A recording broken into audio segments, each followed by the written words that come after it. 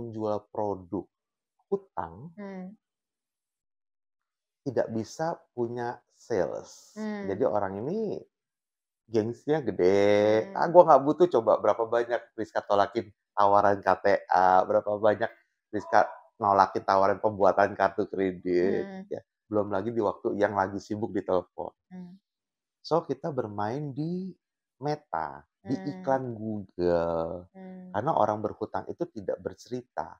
Jadi semakin banyak karyawannya, probabilitas keuangan kita mengalir secara margin dari Hmm. penyaluran itu kan jauh lebih tinggi. Itu Hmm. biasanya cost lebih rendah. Bisa serendah sampai 2,5%. Hmm. Bisa serendah sampai itu. Terus kalau untuk pemasarannya sendiri gimana? Oke. Karena kan kalau rumah, Mhm, dia bisa, oke rumahnya bagus, interiornya mhm. gini gitu kan. Kalau gajian itu kan berhubungan dengan piutang ya, maksudnya dia tetap memang hutang Oke. kan. Kan nggak mungkin utang dong, utang dong.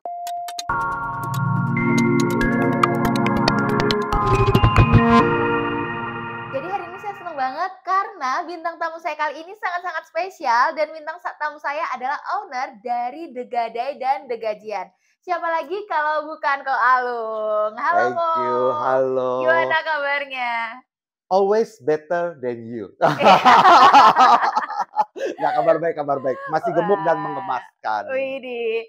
Nah, Ko ini kan The Gadai dan The Gajian ya. Ya, Oke, ada. pertama kali kenapa memilih bisnis ini? Pertama kali kenapa bisnis ini? Hmm, Sebetulnya bisnis ini tidak dipilih secara spesifik, oke. karena sebelumnya itu kita jalanin usaha perdagangan normal. Kita distributor LG, kita Mhm. distributor banyak merek, sampai kita jualan dapur juga dari Jerman. Oh, oke. Lalu tiba saatnya seperti teh celup kan naik turun Oke. di Covid. Nah, di Covid itu, Heeh. eee, bisnisnya menurun, teman-teman juga kena. Bisnis distributornya? Iya, Oh, kena. oke. Terus teman-teman juga kan banyak yang kena, Mhm. banyak orang baik, tapi jelek di mata bank.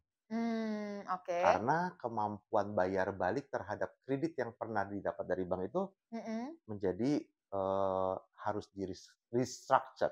Oh, oke. Tapi restructuring waktu itu membuat istilah bank itu kolek 2, Oke. jadi udah jelek. Kolek 2 itu apa ya? Kolek 2 itu artinya kemampuan bayarnya atau sudah tidak membayar atau tidak bisa membayar 60 hari.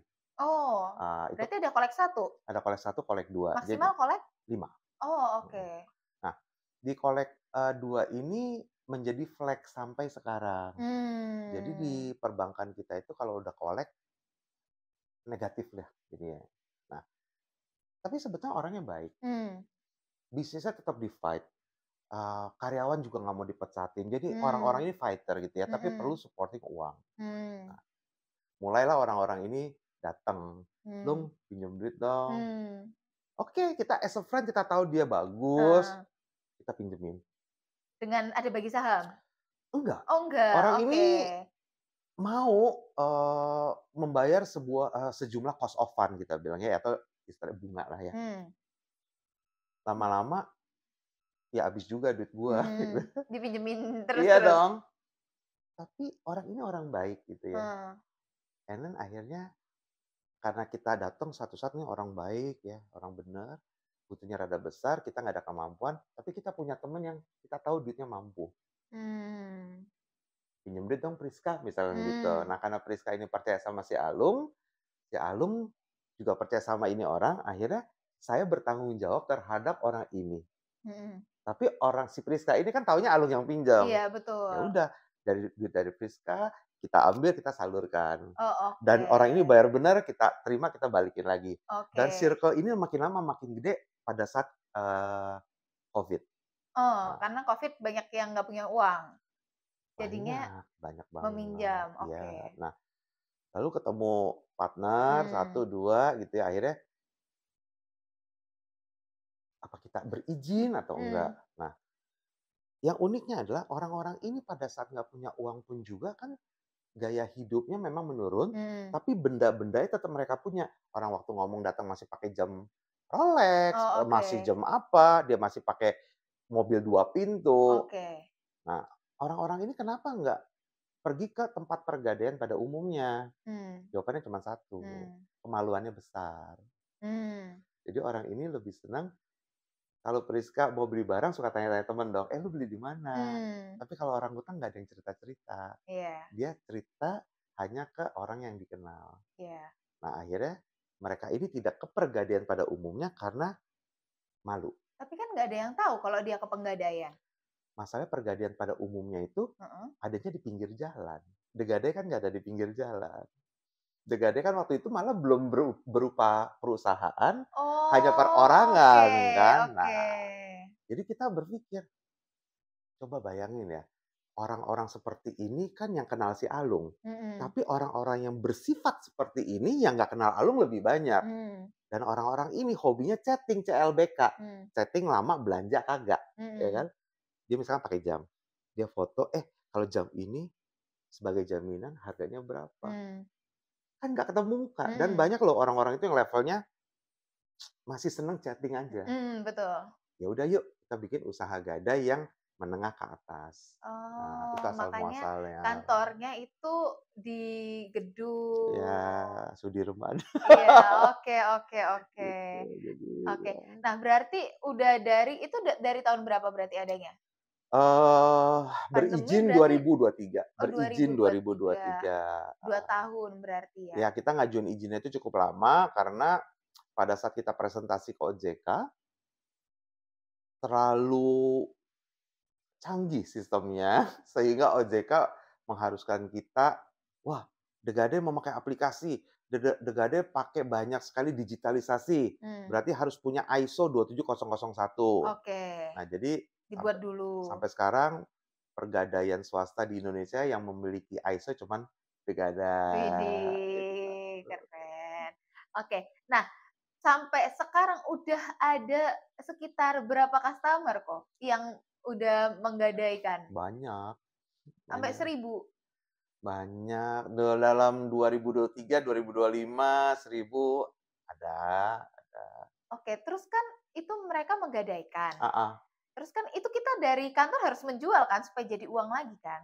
enggak, Kalau kan misalnya mereka nggak bisa usaha bayar. gadai itu salah satunya adalah permodalan. Mmm, Jadi kita harus memiliki modal untuk membantu para nasabah ini memakai. mmm, Dan pergadaian itu adalah sudah pintu terakhir di institusi keuangan. mmm, Jadi kalau orang ini sudah tidak bisa ke bank, atau orang ini butuh uang yang super cepat, hari mmm, ini harus cair, besok harus cair, mmm, satu-satunya jalan itu hanya ke pergadaian. mmm, Karena di pergadaian itu prosesnya sangat fleksibel dan simpel, walaupun itu mengikuti aturan OJK, kita hanya melihat selama orangnya ini tidak memiliki negatif exposure, mmm, eee, barang yang dijaminkan itu memiliki nilai yang sesuai, mhm, di hari yang sama uangnya cair.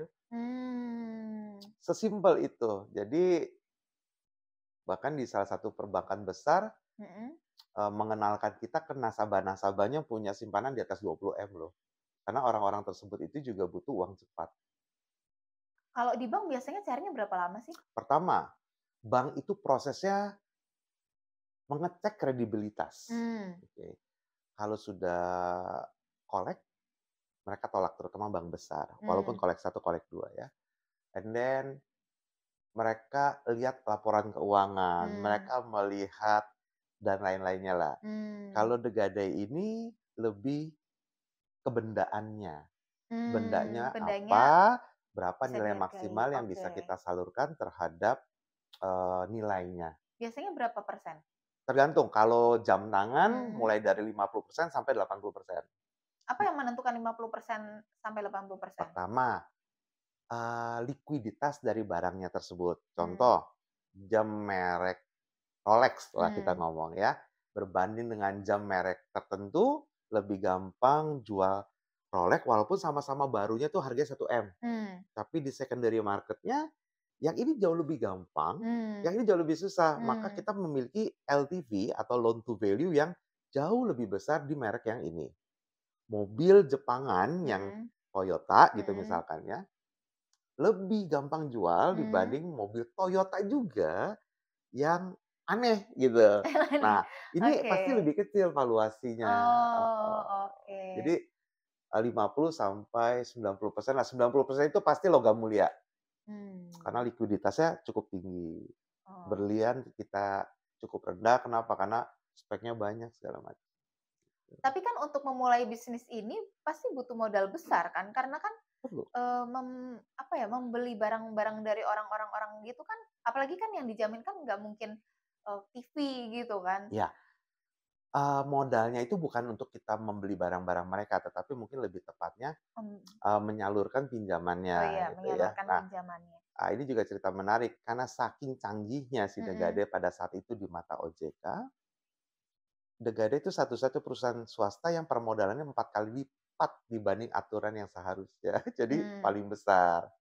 Nah, sekali lagi, nama baik, reputasi, dan pertemanan itu yang menjadi supporting kita selama ini. Bahkan kita mungkin satu-satunya pergadaian yang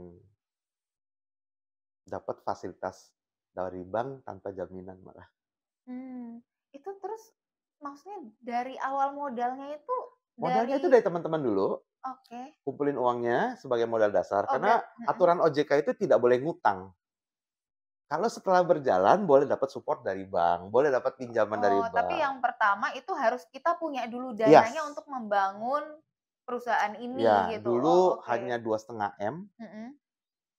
tapi The Gadai diharuskan 10 M. Jadi cukup challenging menambah teman baru untuk dapetin duit 10 M Mmm. please, tapi dapat. Berarti berapa partner itu untuk Eee, mengumpulkan 10 M? Sampai saat ini cuma 3 ekor orang, Oh, termasuk si oke. Alung, heeh. Oke, ekor ya. Ekor, Oke, ya. oke. Terus dalam membangun bisnis ini kan ada degajian juga ya? Ada, Iya, degajian saat ini udah bekerja sama dengan berapa perusahaan? di atas 100 perusahaan sih Oh, sudah, di atas 100. heeh. Oke, apa konsep degajian? Pegajian itu konsepnya adalah kasbon karyawan. Mmm, Jadi, ada level orang yang kebutuhannya tidak bisa ditunda, namun sudah tidak bisa mengakses baik itu pinjol, baik itu menggadaikan barang, tetapi sebetulnya menunggu hari gajiannya. Nah, mmm, jadi kalau perusahaannya baik, perusahaannya mau karyawannya loyal, dan kadang juga perusahaan menjadi cash flow-nya tidak terganggu, dia kerjasama dengan The Gajian untuk membantu karyawan-karyawan ini mendapatkan kasbon sebelum gajiannya mmm. tiba, makanya The Gajian namanya. Oh, oke. Tapi kan kasbon bisa ke perusahaan. Perusahaan setahu saya juga ada kasbon kan? Bisa, kalau perusahaan itu Apa punya bedanya? 300 karyawan, Mhm, mungkin 30% yang minjam, mhm, berarti dia akan mengentertain setiap bulannya 90. 100 sampai 90 lah, sampai 90 ya Iya, tepatnya, 90 orang. 90 karyawan yang dijamin tidak bersamaan juga kebutuhannya. Iya, Bayangkan HRD-nya setiap hari cuma ngurusin kasbon. kasbon, approval, lalu bilang ditolak, lalu dibilang orang yang approve belum pulang lagi keluar negeri bla bla bla. Nah, The Mmm, Gajian itu kan pakai aplikasi. Jadi oke. meeting-nya sekali, misalnya Priska punya perusahaan, di public speaking yang sudah ngetop banget itu punya karyawan 1.000. Nah, Priska tinggal ngomong sama stafnya dan keuangan, "Oke Lung, duduk bareng. Mmm. Orang ini kita kasih fasilitas A, yang ini AB, yang ini ABC." Oh, Jadi jadi yang menentukan yang owner. perusahaannya, Oh, iya. oke.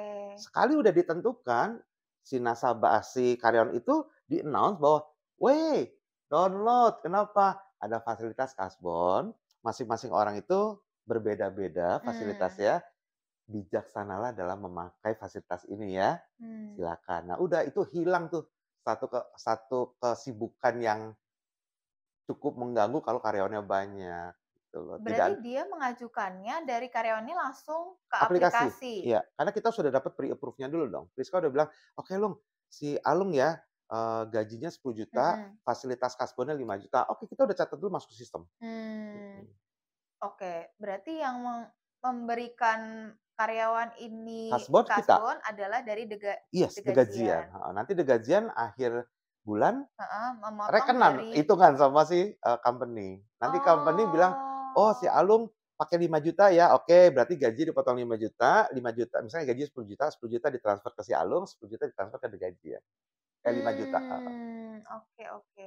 Terus tiba-tiba kalau ternyata si karyawan ini tiba-tiba resign Ya, jadi, eee, atau hilang mendadak gitu, nggak bisa dihubungin lagi oleh kantornya nah, setelah dia minjem? ini karakter, ada 2, karakter dari si perusahaan dan karakter dari si karyawan. Mmm, Makanya di The Gajian itu ada 2 macam produk. mmm, Produk yang dirasa cocok untuk ini pekerja kontrak mmm, atau karyawan yang belum cukup matang dalam mmm, keuangan dikasih yang harian. Jadi hanya mmm, boleh pinjamnya itu bukan full plafon. Jadi hanya oke. sebagai contoh ya, Iya. misalkan, eee, si Alung dikasih plafonnya 2.500.000 Oh maksimalnya. misal ya, Iya. misal. Lalu si Alung sebulan kerjanya 25 hari, oke. Mhm. Berarti satu harinya si Alung dapat 100.000. 100.000. Nah, karena si Alung ini dianggap masih junior, si Alung ini dianggap beresiko, bisa Mhm. menghilang segala macam, maka dia dapat yang namanya The Gajian Light. Artinya, "Waduh, Alung, saya mau pakai 500.000." Ya udah, hanya bisa diambil di hari ke-6 karena sudah 5 hari kerja, Oh, oke heeh. oke. Beda nih dengan seorang karyawan bernama Priska, udah senior, dapat plafonnya misalkan 25 juta gitu ya, Oke. 25 hari kerja juga, Berarti berarti satu hari seharinya 1 juta. iya. Tapi dia dibukakan oleh si perusahaan The Gajian Plus, Mmm. artinya di hari ketiga, hari keempat boleh tarik 25 juta. Oke. Biasanya itu karyawan yang udah karyawan tetap, kerjanya udah lama, level seniority-nya udah cukup tinggi. Mmm. Itu ada bunganya nggak? Biaya admin, kita terapkan Oke. biaya admin. Berapa Depend dari banyaknya si, peminjam? karyawan. Jadi semakin banyak karyawannya, probabilitas keuangan kita mengalir, secara margin dari Mmm, penyaluran itu kan jauh lebih tinggi, itu mmm, biasanya cost lebih rendah. Bisa serendah sampai 2,5%, mmm. bisa serendah sampai itu. 2,5% dari total peminjam, Biaya transaksinya kita ngomong. biaya Heeh. transaksinya. Oh, oke. Jadi kalau misalnya nih, kok kayak orang kasbon misalnya 1 juta, 2.500 sudah. dua ribu lima Mhm. ratus. Oke. 1 juta ya 25.000, sorry, 25.000. Oke. Kan 2,5% ya, iya benar, Iya, 25.000. oke. 25.000. Oke. Emang ini lebih rendah daripada bunga bank? Tentunya tidak, Mmm, ya, tapi lebih rendah dibanding pinjaman online, mmm, lebih tinggi dibanding pinjaman tanpa agunan, mmm, heeh. Karena pinjaman tanpa agunan itu kan dia melihat kredibilitas kita. mmm, Kalau apakah 100% approve? Jawabannya tidak. mmm. Tapi kalau ini kan pasti approve, kenapa? Uang nanti akan dihitung pada saat gajian. Oh, oke. Apa tantangan terbesar waktu bikin usaha ini? Pertama Karena kan misalnya nih kayak, yang degajian degajian itu, atau degadai? dua-duanya. Heeh. Karena kalau degajian itu kan memang mungkin rata-rata kantor butuh ya, degajian ini gitu. Karena, eee, saya punya teman yang punya usaha juga banyak officer yang suka kasbon gitu kan. Jadi menurut saya kalau degajian pasti, banyak perusahaan yang mau kerja sama. Kalau degadai, mungkin mencari orang yang mau menaruh barangnya yang berharga gitu kan. Apa tantangan terbesarnya? Degajian dulu ya. Mhm. Degajian itu challenge-nya adalah manusia. Jadi pada saat fasilitas fasilitas ini dirasa sangat membantu untuk sesama temannya, tapi memang sedikit tambah kerjaan bagi finance ataupun HRD. Karena dia harus nambah satu kolom lagi, yang Mhm, seharusnya dia menggaji, mendeliver uang gaji mhm. temannya 1 juta, aduh, gue mesti masukin hitungan nih, karena dia kan Mmm. 300.000. Jadi ada Oh. satu tambahan Mhm, kerjaan yang beberapa challenge dari perusahaan yang cukup gede, mhm. jadi tambah kerjaan lah, males, Mmm, ya oke, no problem. Nah, perusahaan gede pun juga kan karena sudah profesional, tidak melibatkan owner, apalagi TBK gitu mmm, kan. Nah, challenge-nya begitu, kalau karyawannya ini punya sense of belonging dan care terhadap teman-temannya, pasti dia okein. Karena mmm. biayanya rendah sekali dan tidak melibatkan perusahaan untuk membayar sesuatu. Ini yang yang membayar bunga berarti Membayar biaya admin langsung si karyawan? karyawan. Sama, jadi ini cuma bener bukan fasilitas, karyawan dikenakan biaya administrasinya, ya udah. Kantor tuh nggak kena Apa yang apa-apa. didapat oleh kantor dalam kerja sama ini? Satu, nggak pusing. Hmm. Semua urusan langsung pakai aplikasi. Hmm. Kedua, nggak ada lagi rasa nggak enak bilang, pinjaman lu ditolak. Pinjaman lu belum bisa di-approve, kenapa? Karena yang tanda tangan lagi di luar negeri. Yang ketiga, if kebetulan duit itu dipakai untuk kebutuhan medis yang sangat mendesak dan terjadi sesuatu yang nggak bagus, bagaimana dia menghadapi temannya yang terlihat, kok gue nggak bisa bantu ya, padahal kalau misalkan gue bisa dapetin pinjaman, mungkin anak atau pasangannya masih bisa selamat. Nah, itu barrier terbesar kita sebagai manusia tuh di situ. Kalau dengan aplikasi, ya nggak masalah, udah tek selesai. Kalau udah gadai, nggak ada kendala malah. Malah kadang-kadang kalau ketemu, "Hai Pris, apa kabar? Hai lu, apa kabar? Kerja apa kalau sana?" Lagi pusing, Pris. Pasti tanya dong kenapa? "Iya, duit gue banyak, siapa yang mau pinjem ya?" Oh, biar dapat ini ya. Engagement-nya langsung Iya, dapet. iya. Iya, udah nggak pakai basa-basi lagi, udah, "Gue lagi pusing, duit gue banyak, siapa yang pinjem ya?" Oh. Terus kalau untuk pemasarannya sendiri gimana? Karena kan kalau rumah, dia bisa, oke rumahnya bagus, interiornya gini gitu kan. Kalau gajian itu kan berhubungan dengan piutang ya, maksudnya dia tetap menghutang kan? Kan nggak mungkin, "Utang dong gitu." Menjual fasilitas untuk korporasi diperlukan tim hunter. Jadi dia harus mencari ya, memperkenalkan. Tapi untuk menjual produk hutang, tidak bisa punya sales. Jadi orang ini gengsinya gede. Gue nggak butuh, coba berapa banyak Priska tolakin tawaran KTA, berapa banyak Priska nolakin tawaran pembuatan kartu kredit, ya. Belum lagi di waktu yang lagi sibuk di telepon. So, kita bermain di Meta, di iklan Google. Karena orang berhutang itu tidak bercerita, tapi mencari. Tapi kalau mau cari makan enak, lu makan kemarin ini di mana? Oh iya, Pris kemarin lu pakai baju itu merek apa, right? Tapi Pris gue mau ngutang di mana? Iya. Jadi mereka akan silently, dia akan cari, dia buka di Google, pinjaman 0%, nanti keluar degadai. Oh, ada pinjaman 0%-nya Ada, juga? selalu ada 0% 30 hari kalau pinjam di degadai. Oh, oke. Ya, itu Tanpa bunga apapun? Bunganya enggak. Jadi gini, 0%. kita tuh minjem itu pasti ada biaya-biaya yang mengikuti ya. Pertama ada biaya admin biasa, ada biaya provisi, ada biaya-biaya lain. Dan terakhir itu pasti ada biaya sewa modal atau kita sebut dengan bunga. Nah, biaya bunga ini kita nol. Yang lain ya normatif lah, 1% lah biasa. Kecil, sangat membantu. Tapi bunganya 0% 30 hari. Oke.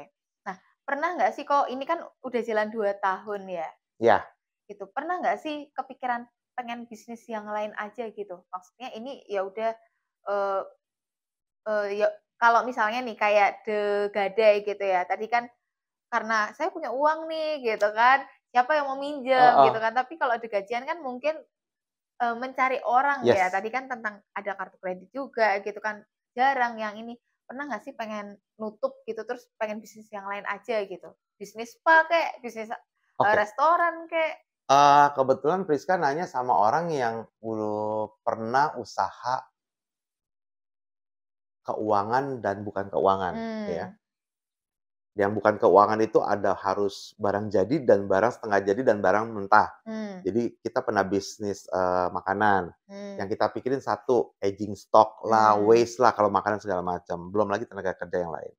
Lalu kalau kita distributor, kita mesti makan target dari prinsipal segala macam. Tapi kalau duit, challenge-nya adalah bagaimana permodalan kita selalu ada. Tapi kalau modal ini nggak kepake, kita masih bisa dapat pendapatan bunga dari bank. Tapi kalau stok ini nggak keluar, resikonya apa? Ya ada aging stock, jatuh tempo harus bayar ke prinsipal, belum lagi musibah kebakaran, bla bla bla bla bla. Nah, jadi sementara ini setelah mengalami hantaman di COVID, masih fokus di dunia keuangan dulu. Oh oh karena bunga yang tersimpan, uang yang tersimpan tuh akan mendapatkan bunga dari bank berarti Iya, ya? mhm. Oke Jadi oke belum kepikiran yang lain dulu, nah. oke. Kita pun kalau ada bisnis lain, tujuannya untuk, ngumpulin database gitu. Nanti database Mmm, inilah yang baru kita bisa tawarin, "Jangan lupa ya, duit gue banyak loh, mau pinjam nggak?" Gitu. mmm, Priska bikin seminar, "Lung, ini begini-begini, mau nggak support? Yuk coba kita lihat." Jadi lebih ke arah bagaimana kita collapse dengan beberapa event aja untuk dapetin untuk database. database, oke. Terus, dari Ko Alung sendiri ngelihat bisnis ini 5 tahun, 10 tahun mendatang apakah akan tetap berjalan terus? Selama diperlukan sebuah metode untuk Mmm, transaksional berupa uang mmm, dan lainnya, mmm, bisnis simpan dan bisnis meminjamkan itu nggak akan pernah mati, mmm. sampai kapanpun Karena sampai juga, kapan pun pasti ada orang yang ada aja butuh duit. pasti. Trade Oke, kan, mmm, dari zaman kalau yang teman-teman muslim mungkin tahu tentang zaman Nabi itu, gadai adalah transaksi tertua, di mana pada saat itu Nabi itu menerima titipan sebuah, seekor unta, mmm, tapi dari unta tersebut boleh diambil benefitnya. Misalkan mmm, susunya, misalkan apanya, dan itu oke. sebagai biaya perawatannya. Makanya The Gadai sebentar lagi bersyariah. Wih. Oke, terakhir nih Koko kan udah bisnis banyak ya, Ada gitu. heeh. Udah berapa tahun sih sebenarnya total total berbisnisnya kalau dari dulu? Berhenti kerja 2011, terakhir di Citibank. Oke, Ya udah ini sekarang 2011, 14 tahun ya. mhm. Apa yang dulu akhirnya memutuskan berhenti kerja aja deh? Di Citibank berapa bulan? Berapa tahun? 7 tahun doang, 2004 sampai 2011. Doang, oke. Iya. Apa yang membuat akhirnya, "Aku berhenti bekerja dan Oke, aku ini mulai menarik bisnis"? karena pada saat berhenti dari Citibank, di tahun 2004 awal datanglah sebuah offering letter dari sebuah bank sebesar 500 juta. Hmm, Itu namanya signing bonus kalau kita di orang bank gitu ya, hmm, "Lu pindah ke bank gua kasih nih iya, bonus," gitu ya, 500 juta. Di lain pihak bersamaan waktu ada opportunity menjadi distributor untuk sebuah merek elektronik. mmm. Terus kita pulang ke rumah, Distributor tuh berarti ngambil dari luar negeri? Jadi bisa dari luar negeri, bisa dari dalam negeri, tapi kita jadi mmm, distributornya gitu. mmm, Pulang ke rumah, cerita sama istri, "Ambil yang mana nih?" mmm, Kita udah hitung-hitung nih ya, pokoknya kalau gua dagang, utang nggak ada, tapi saving masih bisa bikin anak kita sekolah yang cukup mewah, mhm. atau tetap berkarir di profesional dengan signing bonus 0,5 M pada saat itu. Terus bini bilang apa, "Alah dulu lu pacarin gue juga masih sales vacuum cleaner door to door." Oke, udahlah kita putusin, Oke. gua resign, udah selesai gitu. Kenapa waktu itu bisa sampai ada tawaran distributor ini? Karena kenal atau Iya iya, gimana? Oh, karena kenal, karena punya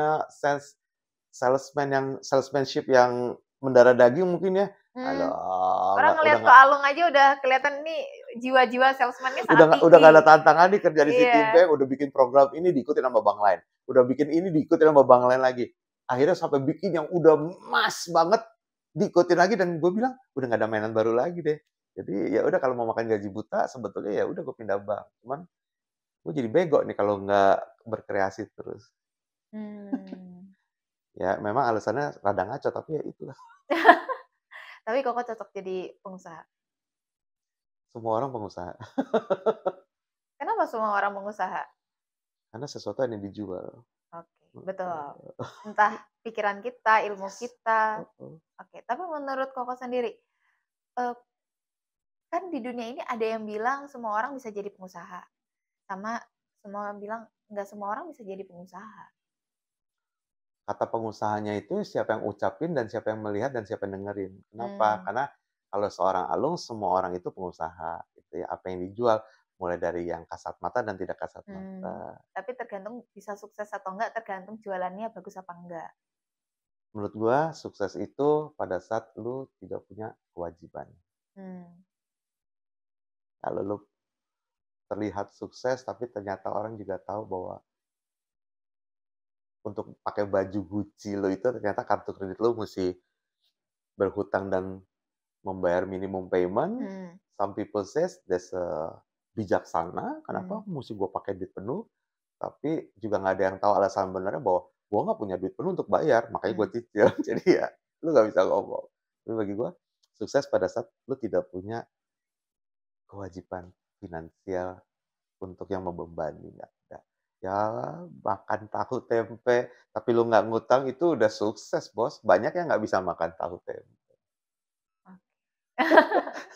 Oke, pesan terakhir dari Kak Alung bagi anak-anak muda yang sedang berjuang untuk merintis bisnis. Everyone is number one. Jadi, ini kita belajar waktu gue masih jadi sales door to door, vacuum cleaner.